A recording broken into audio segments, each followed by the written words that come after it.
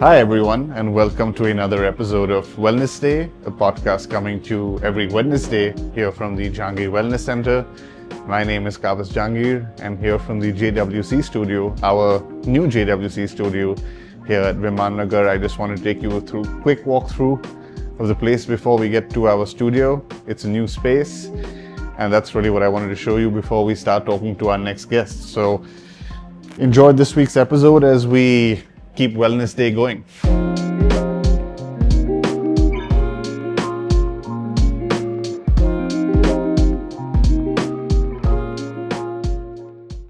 So we've got something interesting planned for you. Over the next 3 episodes, we're going to be focusing on shoulders. And the reason for that is that we've actually started a center of excellence, a rural center of excellence at Jahangir Hospital that focuses on shoulders. It is the Shoulder and Sports Injury Clinic. And we're going to be talking about that for the next 3 episodes. We're going to be talking to our star, that is Dr. Nilesh Kamat, who is heading that center. He's been asking for it for a very, very long time, and it's finally come to him now. So that's something that we want to focus on.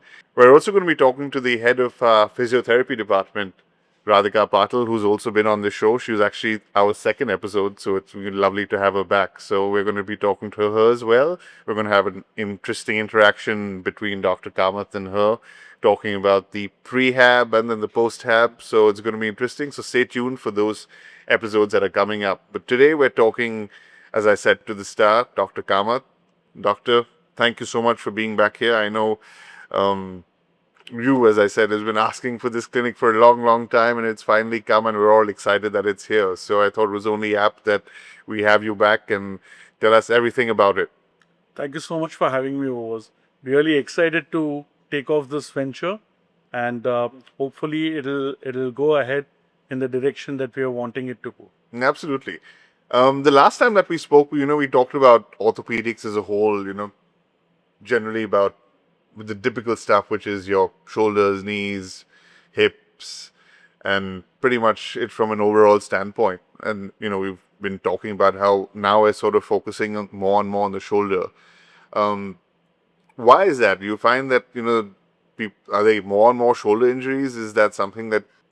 So that's interesting, because if you look at orthopedics as a whole, you will see that there are many more joints which when they're injured, patients seek attention quite early. Let's say if you have a weight-bearing joint like the knee or the ankle or the hip, because it affects their daily activities of living, that's the reason they seek attention immediately. What has happened over the last 2 decades is that patients are getting more active. Yeah. There is significant awareness. No one wants to live in pain.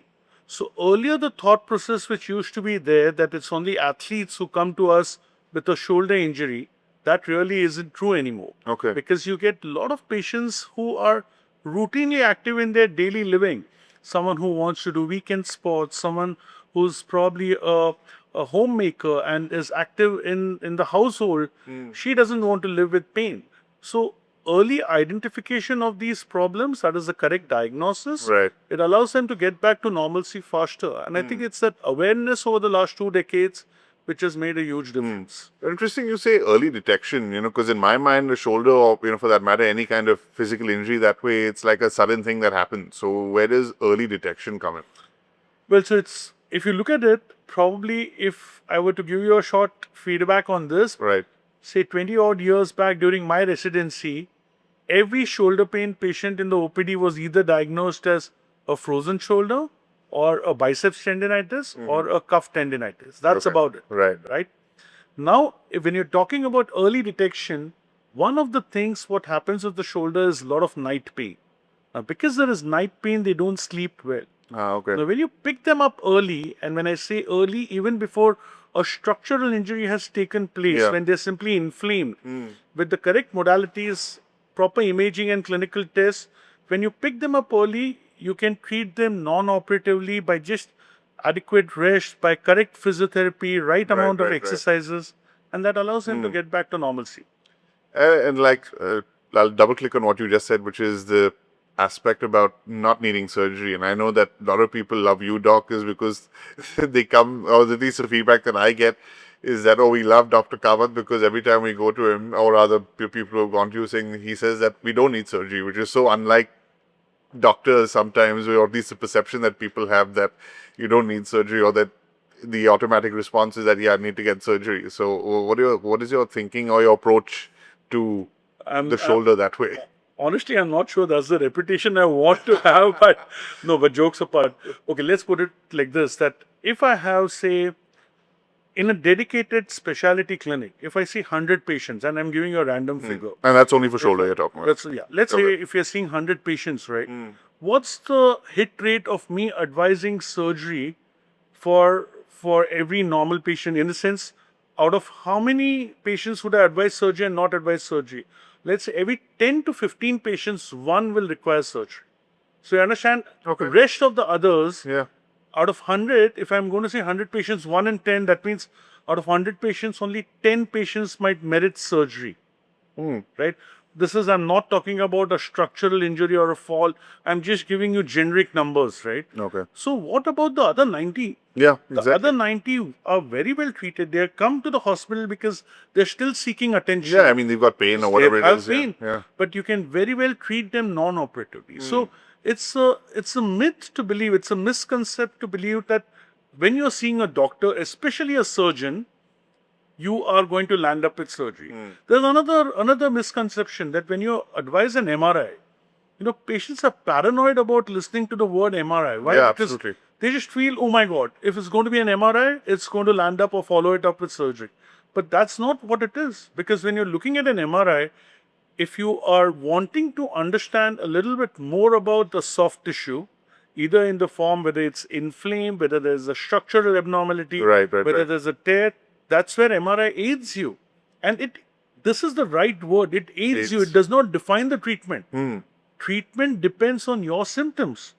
If I were to expand this further, Yeah. let's say beyond the age of 70, if I go ahead and get 100 scans for everyone who's random people, Yeah. everyone who's over 100, there's a likelihood that 15 to 20% will have a small rotator cuff tear, but they are not symptomatic. So no pain or... So no pain, they are compensated, right? So we always tell our fellows and students that you do not treat the investigation, you treat the patient. And that's something very important. Oh, that's such a nice line. You don't treat the investigation, you treat the Because patient. I think of late, what has happened is, let it be the influence of social media, let it be accessibility to the internet, let it be AI. Yeah. People just want to put in data into AI and get an inference out of it. Yeah. But if you're going to throw this data to AI, that my MRI shows a rotator cuff tear, what AI does not pick up is whether is it a degenerative tear, whether it's a traumatic tear, what is the requirement of the patient. So let's take an example with someone who's bedridden, has been having shoulder pain. You go ahead and try to get an ultrasound and an MRI, and it shows a small rotator cuff tear. Now, in print, you have something where you have a full thickness rotator cuff tear, and you feed this data into AI. But have we thought about it? This patient is not ambulatory or is very sedentary, does not require demands from that particular shoulder. Right. What are you going to achieve by doing a rotator cuff tear? Inversely, if you do adequate rehabilitation, there is a likelihood that the patient will compensate. But if I have to complain about a patient subset in India, generally, and I'm not being cocky here, but the fact is that patients don't like to follow up. So invariably, you see mean after surgery or after... not after surgery. After surgery, they usually follow up. I mean after but your let's say first even after visit. outpatient, right? They just want symptomatic relief. But if you want to really complete the loop, it's important that you should follow up with the exercises. It's important that you should follow the instructions and modifications in your daily living. And that's what would allow you to compensate well and then probably avoid surgery. Right? And where it is traumatic, where it is indicated, if you're doing clean-cut work and clean indications, these patients respond very well to surgery. Right, yeah. So I think that's incredible. I mean, I loved a lot of what you said.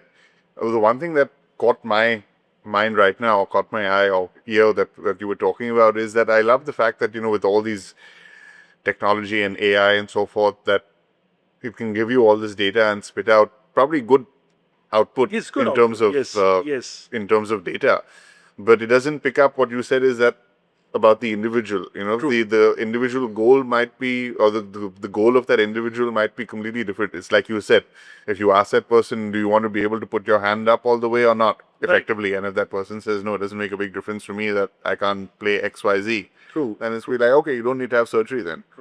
But having said that, if you were to ask me if AI is here to stay in clinical practice, I would say yes, because if you look at all our outpatient rooms in Jahangir Hospital, we have internet which allows us to educate the patient. Yeah, absolutely. So I feel that patients should read, No, absolutely. but they should come back and discuss with their healthcare provider. Yeah. Because that allows them to get a maximum output as opposed to just making an inference out of your own self. And Kaush, you won't believe this, but we've had patients who have had these investigations. They probably would be having a thick file. They would scan all the images, upload it on AI, and then they try to read in between lines. Yeah, that's And it's you feel sad for them because what all are you going to, it's like if I have to go and enter stock market, there's nothing that I'm going to make sense out of. Right, all I can see is whether it's going up green or red. That's about it. Yeah. But who's going to read in between lines? Yeah, That's what it absolutely. is. So But on the converse, or rather on the beneficial side of what you were talking about, is that AI or technology or whatever you want to call it, it can definitely help the patient be more aware of what's happening. So even someone like you, I know, who's passionate about what you do, I'm sure you'd appreciate a patient who's coming to you with perhaps even more awareness to be able to ask even more educated questions and so forth. it just takes the level of discussion one step Yeah, higher. exactly. So I'm That's sure what it that, is. there's a benefit of someone who's approaching it that way, who's like asking the right questions based on their own research also. I'm sure that, Very true. I'm sure you're seeing that trend as well. What about things like robotics and stuff now?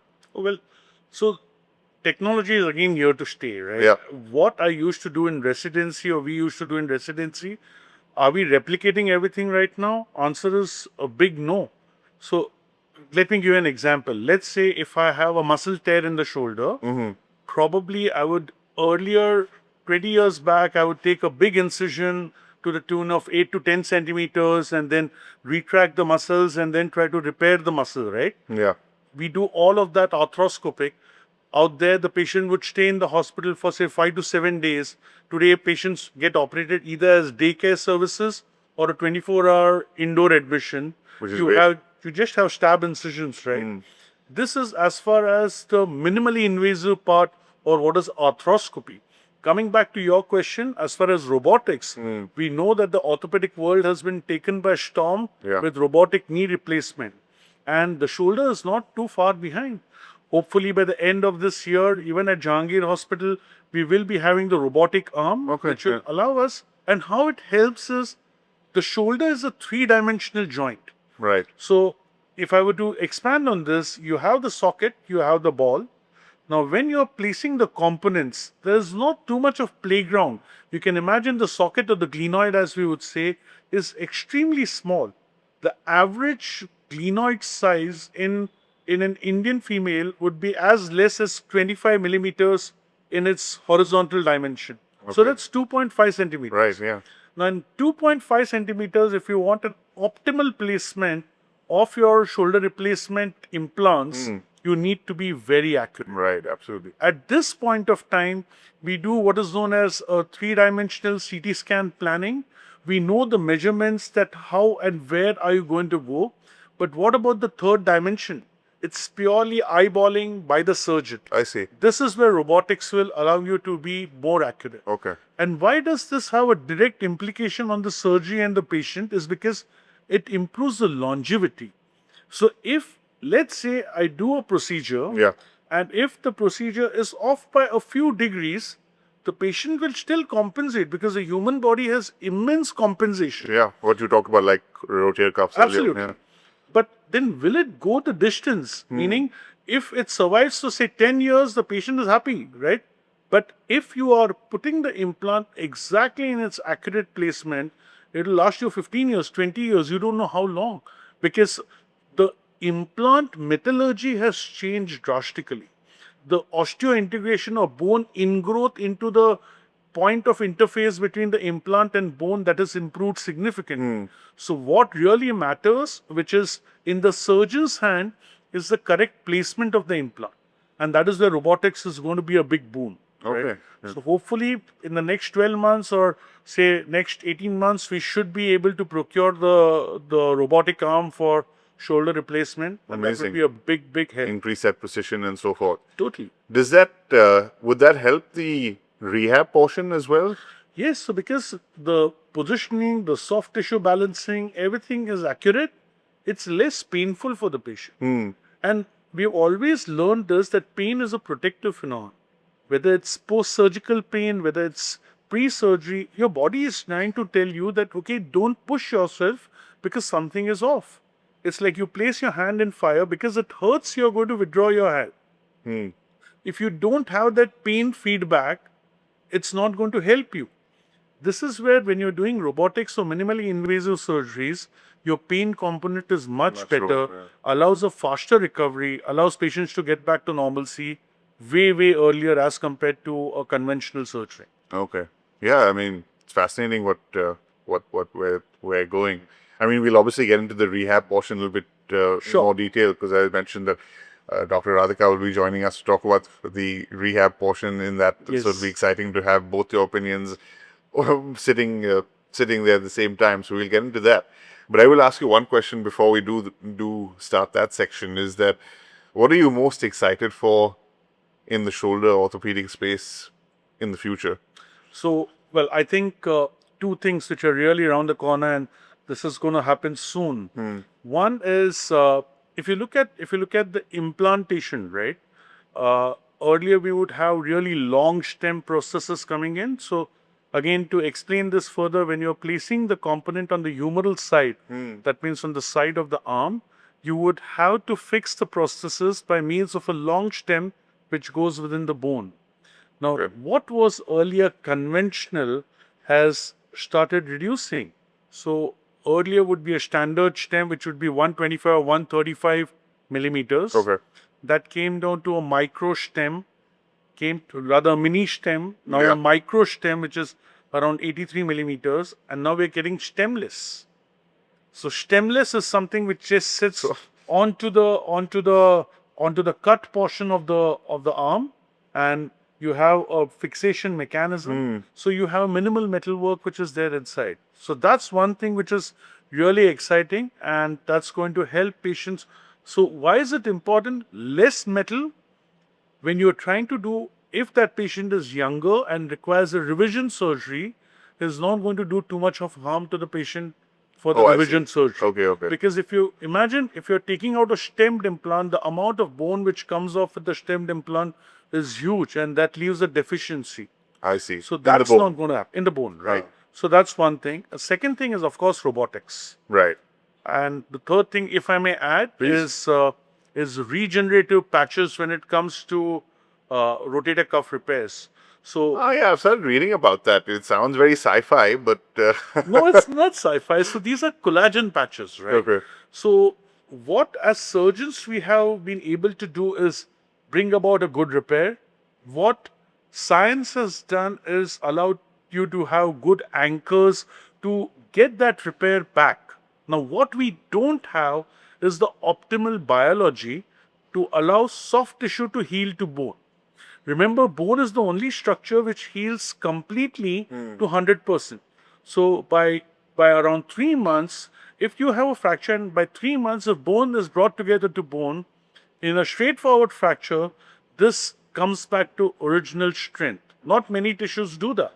Imagine you're cutting skin, the skin is going to heal by scar tissue. So you will have a scar, but bone heals back completely back to its native state. right, yeah. So that's the property of bone. But how do you get soft tissue to heal to bone?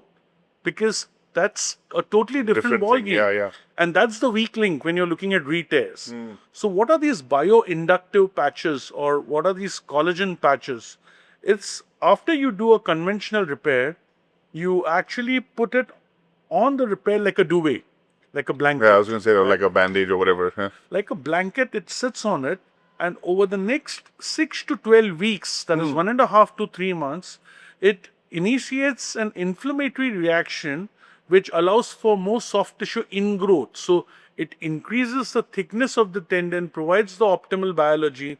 So in elderly patients where these tears are degenerate, they have failed rehab, you're considering surgery, this is what is optimal, right? Because you're doing that little extra for them where you're not simply relying only on the anchors, you are doing that or adding that biology to allow it to heal better.